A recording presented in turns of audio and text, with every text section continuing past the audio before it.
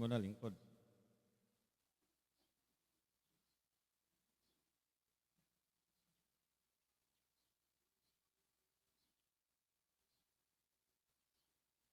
Good morning.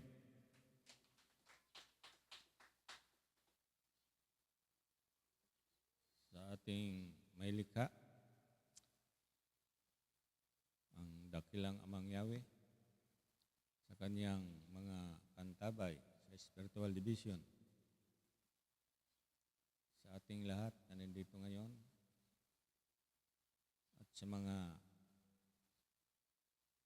nakikinig at nanonood sa ating programang Pangsabaduhan.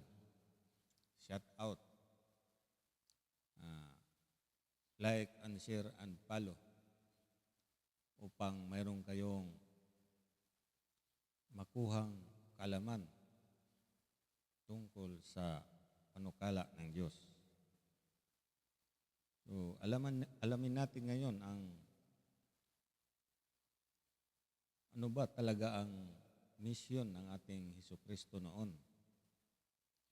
Ano ba ang kanyang layunin? Bakit isinugo siya ng dakilang Ama dito sa lupa? At ano ang magiging kahinatnan ng kanyang pagparito? Atin tunghayan muna yung paano siya nag-exist sa sanlibutan ito sa panahon noon sa Israel o Jerusalem. Sa panahon na yon,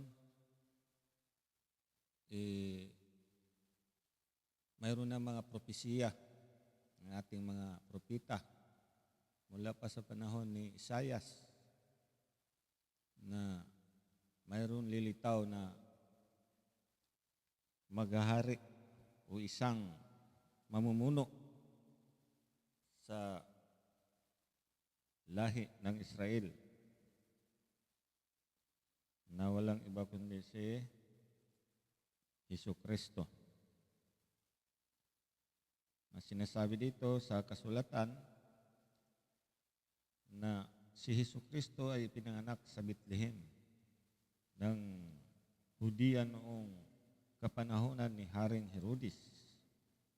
Dumating naman sa Jerusalem ang ilang pantas mula sa silangan at nagtanong-tanong doon, nasaan ang ipinanganak na hari ng Hudyo?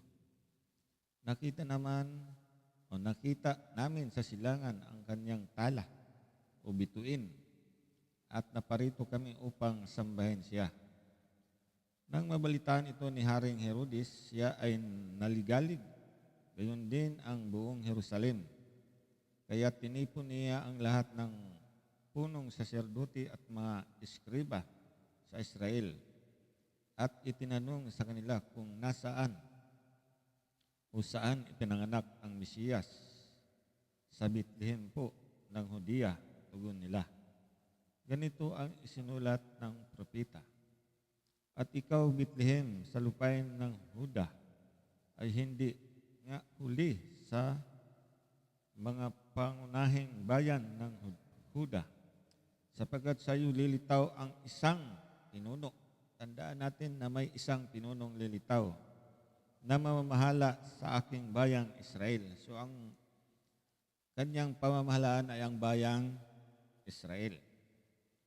Nang mabatid ito, lihim na ipinatawag ni Herodes ang mga pantas at itinanong kung kailan lumitaw ang tala.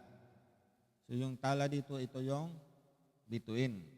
Tandaan natin mga kapatid na mayroong isang tala o bituin na palatandaan ng paglitaw ng isang pinuno ng Israel. At pinalakad niya sila patungo sa Bethlehem matapos pagbilinan ng ganito. Humayo kayo at inyong hanaping mabuti ang sanggol. Kapag inyong nang natagpuan, ibalita agad ninyo sa akin upang ako may makasamba sa kanya. So yun yung sabi ni Haring Herodes sa mga inutusan niya. Tandaan natin mga kapatid na mayroong palatandaan yung paglitaw ng Jesus o yung Kristo noon. Isang tala, isang bituin na kung ating pakaisipin yung mga pangyayaring iyon, sasabihin natin na lumitaw sa kalawakan yung bituin. So, ang bituin kasi pag araw hindi nakikita yon. Sa gabi pwedeng makita. Pero hindi yun masasabihin na yung mga pantas na galing sa silangan ay nalaman lang niya may yung bansang pagmumulan o doon isisilang yung Mesiyas o yung Kristo ay may palatandaan na isang bituin. Tandaan natin mga kapatid na yung Israel, ang kanilang bandila ay mayroon isang bituin.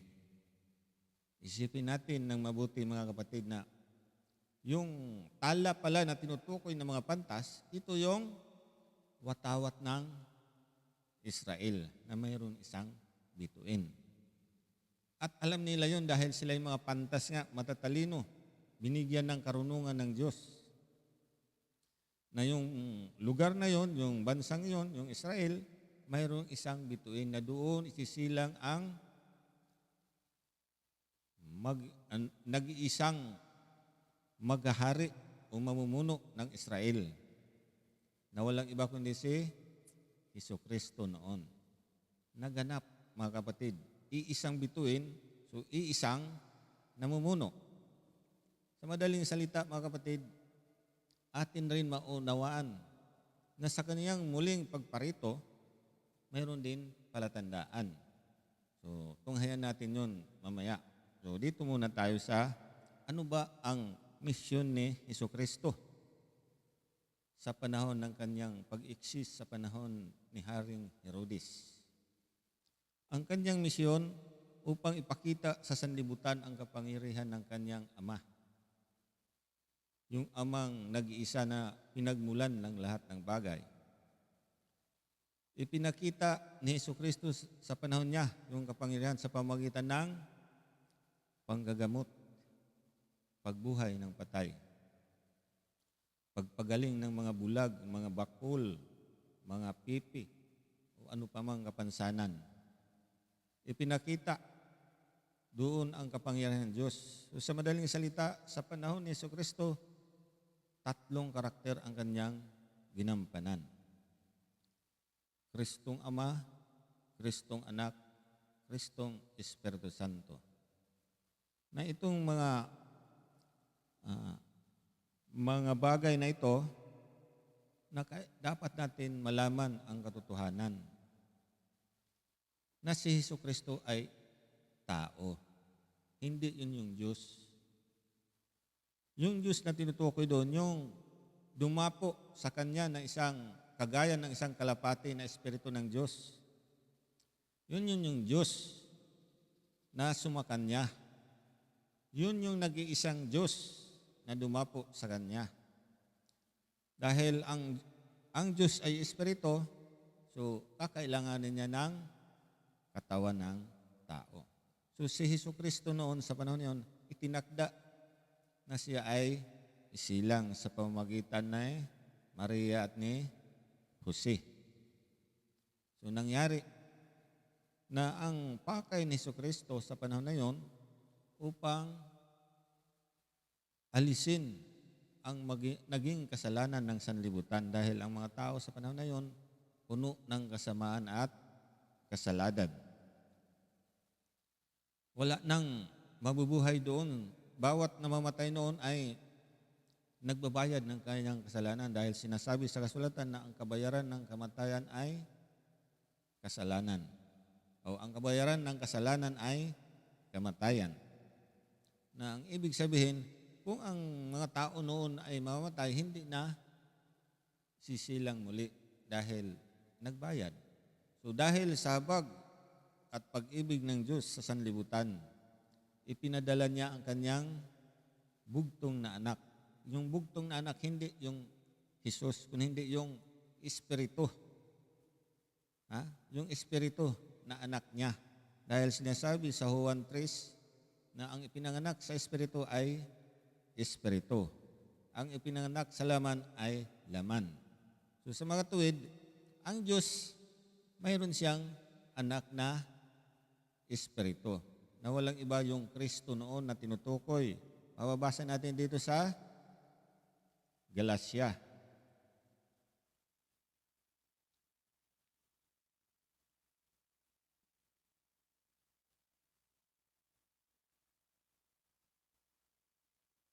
Galacia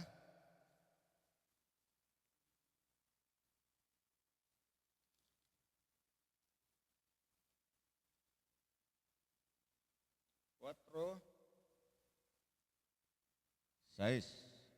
Upang ipakilalang kayo'y mga anak ng Diyos, pinagkalooban niya tayo ng Espiritu ng kanyang anak. Maliwanag mga kapatid. Ipinagkaloob sa atin yung Espiritu ng kanyang anak. Yun yung dumapo kay Jesus sa panahon ng pagkatapos niyang mabautismuhan ni Juan Bautista.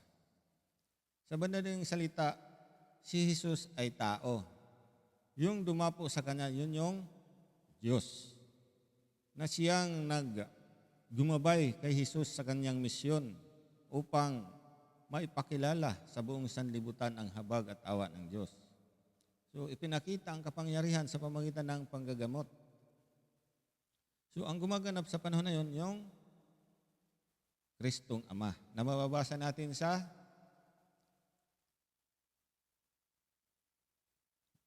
Exodo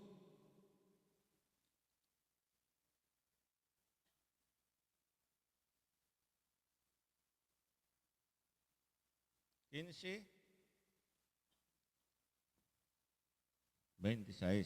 Ano ang sabi dito?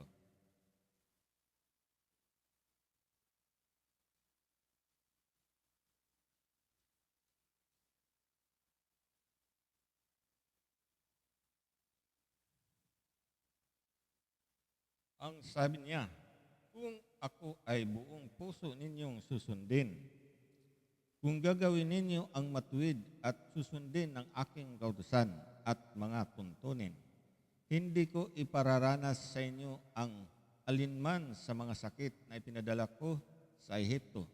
Akong si Yahweh ang inyong manggagamot. So yung Diyos na si Yahweh, siya ang gumagabay noon kay Jesucristo sa pamamagitan ng panggagamot. So, gumaling ang mga may karamdaman sa panahon ni Jesucristo. Nagbuhay siya ng patay. Pagkatapos sa misyon na yon, mayroon pa siyang isang misyon. Ano yon? Yung ibalita, ipangaral ang magandang balita tungkol sa paghahari ng Diyos, na which is yung gumagabay sa panahon niyan, yun yung Espiritu Santo. Ipinangaral niya kung paano maghari ng Diyos, paano ang pagiging matuwid ng tao, ano ang naging kasalanan ng tao, o paano maghatol ang dakilang Ama. So, sa tatlong karakter na yon na ginampanan ni Kristo, yung Kristong anak doon, siya ang mag